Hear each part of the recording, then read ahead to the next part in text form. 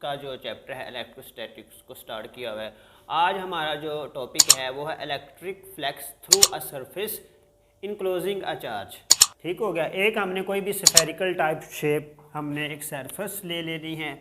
ठीक, spherical surface हमने लेनी है। जैसे आप फुटबॉल समझ लें या कोई बॉल समझ लें, वो हमारे पास क्या होता है एक स्फेरिकल टाइप एक शेप है।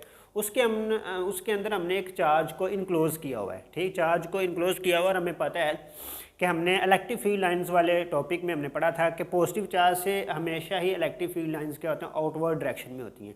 मींस कि अगर ये मेरे पास एक पॉजिटिव चार्ज है तो इससे जो इलेक्ट्रिक फील्ड लाइंस होंगी वो हमेशा ही क्या होंगी थ्री डिमेंशनली क्या होंगी, हर साइड पे ही इक्वल मैग्नीट्यूड में क्या करेंगे इमिट होंगी। ठीक हो गया। हमने इस वाली सरफेस को क्या किया हुआ है, इसको स्मॉल पैचेस में इसको हमने डिस्ट्रीब्यूशन कर ली इसको स्मॉल पैचेस टुकड़ों में हमने इसको बांध लिया है। तो हमने फिर क्या किया है कि यहाँ पे देखें इस सारी ये मेरे पास एक सरफेस है, ये मेरे पास क्या है एक सरफेस, ये सारी क्या है एक सरफेस, उसका मैंने एक पैच लिया हुआ है। इस वाली पैच के फिर हमने जो लास्ट वाला टॉपिक इलेक्ट्रिक फ्लक्स पढ़ा था उसमें मैंने आपको कहा था कि जो एक सरफेस, ये एक सरफेस का मैग्नीट्यूड है। जब भी हमने इसका नॉर्मल वेक्टर ड्रा करना है तो इस वाली सरफेस के क्या होगा, हमेशा ही परपेंडिकुलर होगा। जिस तरह मैंने पहले भी बताया था कि ये मेरे पास एक सारी सरफेस है, इसका नॉर्मल वेक्टर अगर मैंने ड्रा करना है तो वो इसके क्या होगा परपेंडिकुलर, मीन्स के आउटवर्ड डायरेक्शन में होगा। ठीक हो गया। तो यहाँ से देखें एक चार्ज है, चार्ज क्या कह रहा है इलेक्ट्रिक फील्ड लाइन्स एमिट कर रहा है, और ये इलेक्ट्रिक फील्ड लाइंस और जो नॉर्मल वेक्टर है वो भी क्या है, इनकी दोनों की डायरेक्शन क्या है सेम। जब हमने परपेंडिकुलर, जब हमने 3 केसेस पढ़े थे कि उसमें भी मैंने आपको ये बताया था कि जब भी हम सरफेस को परपेंडिकुलर रखते हैं तो नॉर्मल वेक्टर और इलेक्ट्रिक फील्ड लाइंस की डायरेक्शन क्या होती है सेम होती है। ठीक हो गया। इलेक्ट्रिक फ्लक्स के फार्मूले को हमें पता है कि इलेक्ट्रिक फ्लक्स का फार्मूला होता है ये E.A। ठीक, फिर हमने जब इसको ट्रिग्नोमेट्रिक फॉर्म में लिखा था तो हमें मिल गया था, पता चल गया कि A.cos ऑफ थीटा, ये हमारा फार्मूला था लास्ट टाइम जब हमने इलेक्ट्रिक फ्लक्स को डिफाइन किया था, तो हमें इसका ये वाला फार्मूला मिला था। अब हमने क्या करना है, इस सारी सरफेस को, स्फेरिकल को सरफेस को हमने small patches, surface number 1 2 3 4 5 and so on an number of patches में इसको डिस्ट्रीब्यूट करके हर एक सरफेस में हमने क्या करना है इलेक्ट्रिक फ्लक्स को फाइंड करना है। फिर सारे को हमने क्या करना है इकट्ठा करके फिर हमने टोटल इलेक्ट्रिक फ्लक्स के इस सारी स्फेरिकल सरफेस में इलेक्ट्रिक फ्लक्स कितना प्रोड्यूस हुआ है उसकी कैलकुलेशन करनी है। ठीक हो गया जी। देखें मैंने इसको स्मॉल पैचेस में इसको डिस्ट्रीब्यूशन कर ली इसकी। सपोज हम करते हैं कि ये मेरे पास इलेक्ट्रिक फ्लक्स का जो पैच नंबर 1 है, ये 2 and 3 4 5 6 so on an number of patches तक हमने इसका इलेक्ट्रिक फ्लक्स फाइंड करते हैं। ठीक, और फिर हमने क्या करना है, हमें पता है कि अगर मैं इसको पैच नंबर 1 सपोज करता हूँ तो मेरे पास जो इलेक्ट्रिक फ्लक्स आएगा, हमने क्या करना है इलेक्ट्रिक फ्लक्स नंबर 5 नंबर 1 और E1 और डेल A1। ठीक हो गया जी। ये क्या किस इलेक्ट्रिक फील्ड लाइंस, ई किसको रिप्रेजेंट करता है, हमें पता है कि ये इलेक्ट्रिक फील्ड लाइंस को रिप्रेजेंट करता है। डेल मीन स्मॉल, इस पूरी स्फेरिकल सरफेस का स्मॉल पैच जो हमने लिया उसका सरफेस एरिया मेरे पास ये है। ठीक हो गया जी।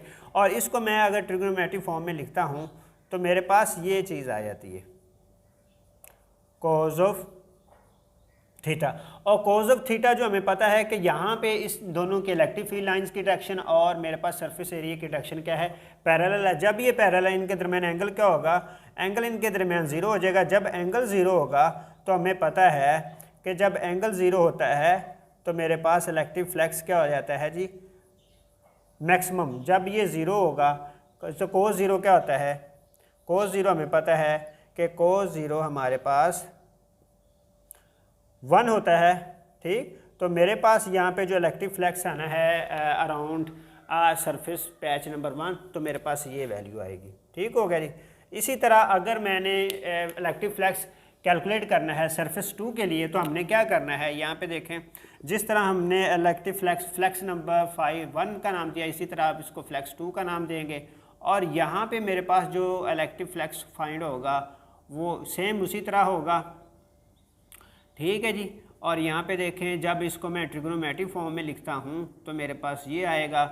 हमें पता है कि इसमें भी इलेक्ट्रिक फील्ड लाइंस की डायरेक्शन और नॉर्मल वेक्टर की डायरेक्शन दोनों की सेम है। तो यहाँ पे भी मेरे पास एंगल क्या होगा 0 होगा। जब एंगल 0 होगा तो इलेक्ट्रिक फ्लक्स यहाँ पे भी क्या होगा जी मैक्सिमम होगा। ठीक, ये मेरे पास इलेक्ट्रिक फ्लक्स आया है अराउंड द पैच नंबर 2, ठीक। और इसी तरह हम पैच नंबर 3, 4, 5 एंड 6 ऑन चलते जाएंगे, ठीक। और ये हो गया मेरे पास electric flux around the surface number 2। और इसी तरह मैं चलता जाऊँ, अगर मैं कह देता हूँ इलेक्ट्रिक फ्लक्स, अगर मैं इसके n नंबर ऑफ पीसेस करता हूँ, पैचेस करता हूँ, तो मेरे पास यहाँ पे इलेक्ट्रिक फ्लक्स का जो होगा वो इस तरह होगा, ठीक। n नंबर ऑफ पैचेस, ठीक। इस पूरी सरफेस को मैंने n नंबर ऑफ पैचेस में जब डिस्ट्रीब्यूशन की है तो मेरे पास हर सरफेस के अलॉन्ग, सरफेस नंबर 1 के अलॉन्ग जो इलेक्ट्रिक फ्लक्स है, 2 के अलॉन्ग क्या है, चलते गए and so on, n number of surface के ऊपर इलेक्ट्रिक फ्लक्स मैंने ये कैलकुलेट कर लिए।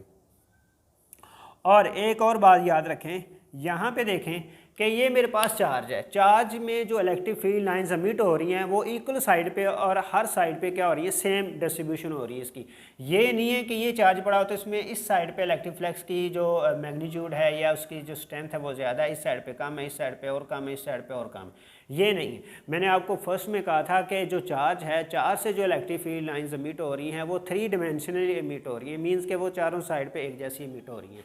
जितनी इस साइड पे एमिट हो रही होगी उतनी ही इस साइड पे, उतनी ही इस साइड पे, उतनी ही इस साइड पे, ठीक हो गया। यानी कि फिर मैं कह सकता हूँ कि अगर इनमें इलेक्ट्रिक फील्ड लाइंस की डायरेक्शन क्या है, सेम, तो हम कह देते हैं कि E1 का जो मैग्नीट्यूड है वो बराबर है E2 के मैग्नीट्यूड के और E3 के मैग्नीट्यूड के एंड सो ऑन चलते जाएं, तो मेरे पास En मीन्स के मैं इस सारे की जगह फिर क्या लिख सकता हूँ, 1 लिख सकता हूँ। मैं मीन्स के मैं इस सारे की जगह मैं E लिख देता हूँ, ठीक हो गया। बजाय इसके कि मैं जब इसकी कैलकुलेशन करूँ, इसकी एडिशन करूँ सारे इलेक्ट्रिक फ्लक्स की, तो मैं E1, E2, E3 so on लिखूँ, लेकिन मैं क्या करता हूँ, इस सारे की जगह मैं क्या लिख देता हूँ, E लिख देता हूँ। देखें जी, फिर जब मैंने इस सारे इलेक्ट्रिक फ्लक्स को कैलकुलेट किया है तो हमें पता है कि इलेक्ट्रिक फ्लक्स ई से रिप्रेजेंट करते हैं, φ1 का इलेक्ट्रिक फ्लक्स, φ2 का इलेक्ट्रिक फ्लक्स, सो ऑन चलते गए, n का इलेक्ट्रिक फ्लक्स, ठीक हो गया जी। और मैंने आपको बताया यहाँ पे देखें, अब मैं लिखने लगा हूँ कि मैं E1 नहीं लिखूँगा, E2 नहीं लिखूँगा, ठीक हो गया। क्यों भला, हमें पता है कि इलेक्ट्रिक फील्ड लाइंस की डायरेक्शन क्या है, चारों तरफ सेम है।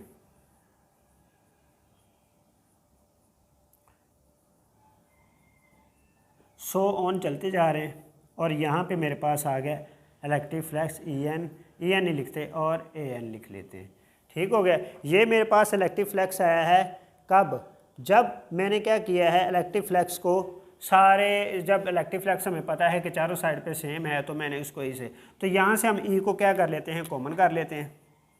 ई मेरे पास क्या आ गया जी, कॉमन, और यहाँ पे मेरे पास एरिया आ गया अंदर, area patch number 1, patch number 2 and so on चलते गए patch number 3।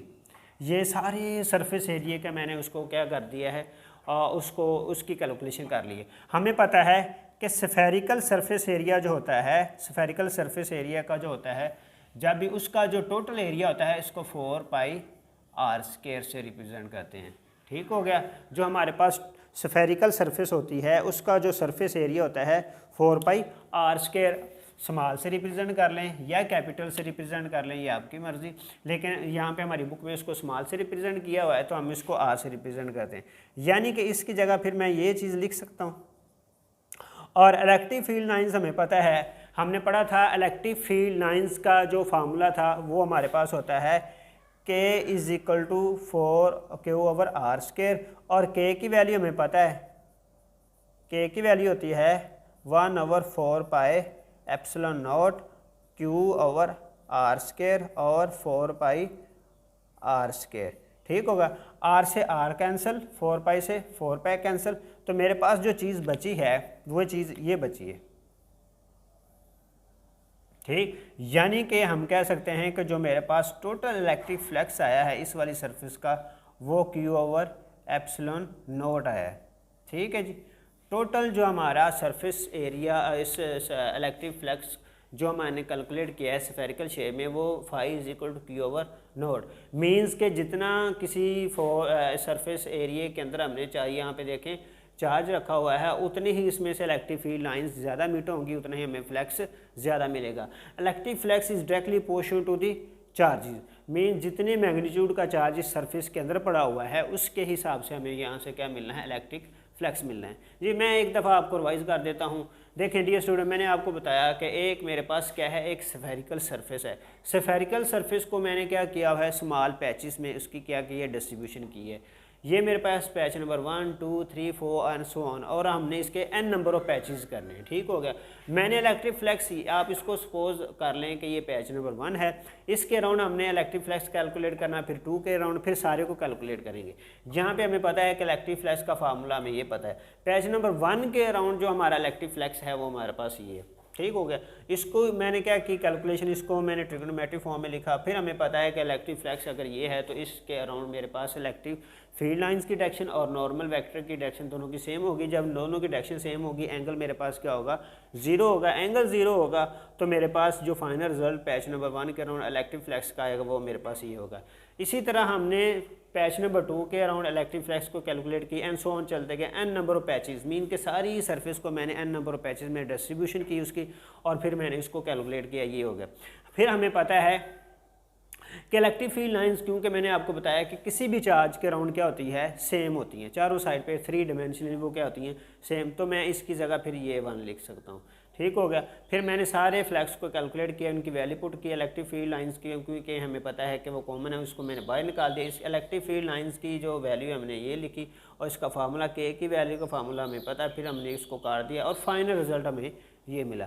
G dear student, आपको उम्मीद है कि इसकी समझ आ गई होगी। फिर भी अगर आपको कोई चीज़ या कोई बात जो कोई समझ ना लगी हो, आपने इसको कमेंट्स बॉक्स में मुझे बताना है, और इंशाल्लाह उम्मीद है कि हम उसको आपको अच्छे तरीके से गाइड कर देंगे। और दिल लगाकर पढ़ते रहिएगा। मिलते हैं इंशाल्लाह जल्द ही नेक्स्ट टॉपिक के साथ। तब तक के लिए इजाज़त, अल्लाह हाफिज़, अस्सलाम वालेकुम।